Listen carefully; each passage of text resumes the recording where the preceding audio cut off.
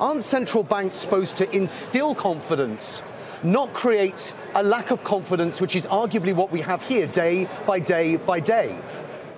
Yeah, well, what I was referring to is if you go back a decade or two ago, monetary policy was seen as only effective if it was done with almost no foreshadowing given to the market. So what I'm referring to is that that there's been a big change. The whole idea that they provide this kind of detail and forecasts on the board is a marked change from where it was years and years ago. So maybe it's not as transparent as some would like it to be, but the Fed today is far more transparent than it was in its history. But Bob Mcteer, Simon, may I comment on that? Can I just point something out, Bob? There was always going to be a huge asymmetry here.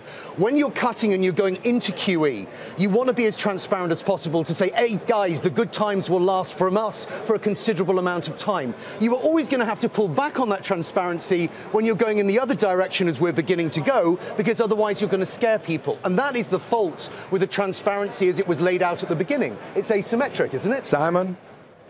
Simon? Yes. You are assuming that these people knew for the last couple of weeks what they were going to do. I'm assuming they went into the meeting waiting to see how everybody feels about it. So there was no consensus, I would guess, on what they were going to do. Therefore, there was no way to clarify that for the markets.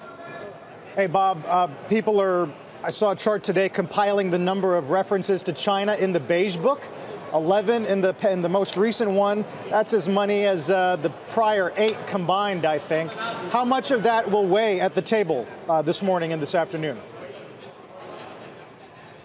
Well, not as much as you might think. If the tradition there is as it was when I was there, they usually just take the foreign things into account to the extent they expect it to affect the U.S. economy. I doubt that the Chinese impact on financial markets will be a major topic, although, you know, China is extremely important. It's the second largest economy. It's the fastest growing economy. It's one of our major trading partners behind Canada and Mexico, and they had a very sensible change in their exchange rate on August the 11th. And I think that the worldwide market reaction to that was absurd. I think what they did was sensible and modest. I mean, 1.9%, and then at the end of the week, 4.4%. And then they've been supporting their currency ever since then. I think they've been very responsible. I think, though, that what they had been doing with the stock market had cost them so much credibility that the world overreacted to the exchange rate change.